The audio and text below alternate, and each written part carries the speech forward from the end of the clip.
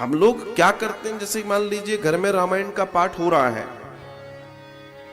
तो वो टारगेट होता है कि इतने बजे शुरू हुई है तो दूसरे दिन इतने बजे ये विश्राम हो जाएगी।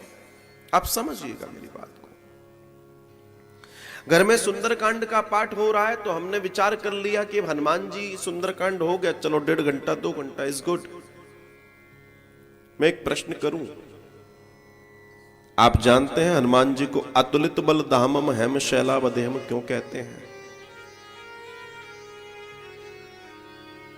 लोग कहेंगे उनमें अतुलित बल है इसलिए कहते हैं।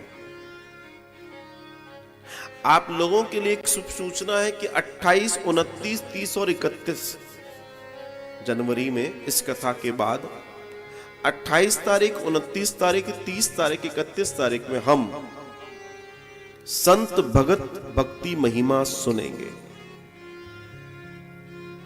संत भरत भक्ति महिमा सुनने के पीछे आशय क्या है, मैं जो आपसे कहना चाहता हूं, आशय क्या है?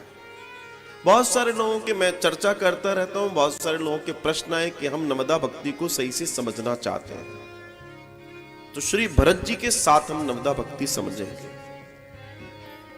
एक बात। दूसरा, आपके लिए एक सौंदर्यपूर्ण यहां बात यह है कि आप लोग इस कथा से जरूर जुड़े, 4 दिन की कथा से। और जुड़ने का साधन बड़ा इतना है कि आपके नाम से यहां सुंदरकांड होगा। ब्राह्मण देवता आपका संकल्प होगा फोन पे और आप सुंदरकांड आपके लिए पढ़ा जाएगा। और वो सुंदरकांड आपके जीवन में कितना आनंद देने वाला है, कितनी वैभव देने वाला है, ये मैं आपको कुछ बताना चाहता हूं।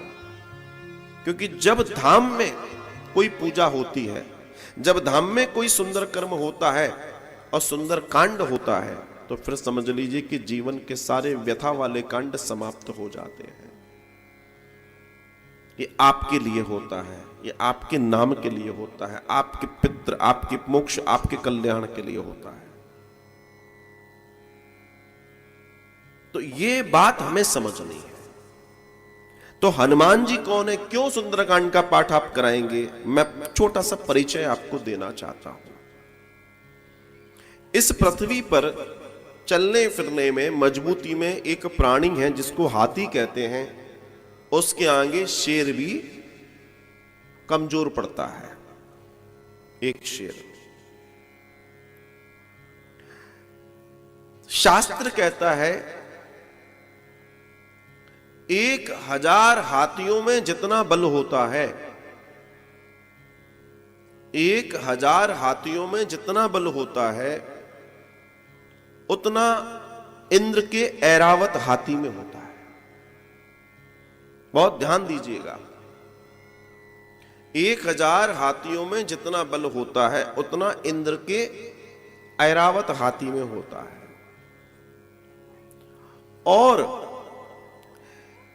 इंद्र के ऐरावत हाथी में जो बल होता है, वैसे 1000 ऐरावतों में जितनी ताकत होती है, 1000 ऐरावतों में जितनी ताकत होती है उतनी एक इंद्र में होती है। आप समझ लीजिए भाई, इंद्र तो देवताओं का राजा है, तो जो इंद्र है, समझिए 1000 हाथी का जो बल है वो एक ऐरावत हाथी का बल है। जो 1000 ऐरावत हाथी का बल है उतना बल इंद्र में है। और 1000 इंद्र में जितना बल है, 1000 इंद्र में जितना बल है उतना हनुमान जी की कनिष्ठिका में है। ये छोटी उंगली का जो किनारा है ऊपर वाला, ये हमारी जो छोटी उंगली है हाथ की, इसका जो ऊपर वाला किनारा है उसमें जो बल है वो 1000 इंद्र की ताकत के बराबर बल है। अभी पूरे शरीर, उनके श्रीअंग की बात तो छोड़ ही दे, ये है हनुमान जी।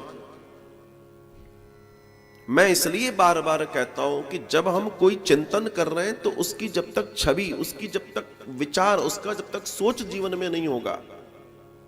आप लोग हनुमान चालीसा गाते हैं, लेकिन कई लोग सिर्फ गाते हैं, they don't know the meaning of Hanuman Chalisa and जो भी है। कई लोगों को मालूम ही नहीं कि उसमें क्या लिखा है, कैसे लिखा है। बस हनुमान ज्ञान गुण सागर है के बीच लोग जाकर। सुंदरकांड साहब हम 1.25 घंटे में कर लेते हैं, साहब हम 1 घंटे में कर लेते हैं, साहब हम इतने घंटे में कर लेते। अरे तुम घंटे में तो कर लेते हो, 1-1 घंटे 2-2 घंटे में कर लेते हो, अच्छी बात है। समझ कितना है तुम्हें उसकी, कितना जानते हो आप? मैं ये कहना चाहता हूं आपसे, मत करो। मैं तो कह रहा हूं 2 चौपाई करो और 1 घंटे में उनको समझो। जिस दिन एक बार पूरा उतर में आ गया आपके, तो जीवन कल्याण से भर जाएगा। सोचिए, जिन हनुमान जी को आप लाल चोले में देखते हैं, उन हनुमान जी को अब तक आप क्या समझते हैं मुझे नहीं मालूम, मगर मैंने भी एक छोटा सा परिचय दिया है। अब सोचिए हनुमान जी क्या है, अब विचार कीजिए हनुमान जी क्या है, और वो हनुमान जी आपके लिए क्या नहीं कर सकते। और उन हनुमान जी का सबसे बड़ा गुण, उन हनुमान जी का सबसे बड़ा गुण क्या है? कथा सुनना। खाते क्या है? चना गुड़। आप विचार कीजिए, आत्मबल कथा सुनने से आता है और शरीर का बल चना और गुड़ खाने से आता है। हनुमान जी सुबह सुबह ब्रेड पकौड़ा नहीं खाते, बेड़ई कचौड़ी समोसा नहीं खाते, लच्छा पराठा नहीं खाते। हनुमान जी खाते हैं चना और गुड़, इसलिए उनमें बल ही बल है।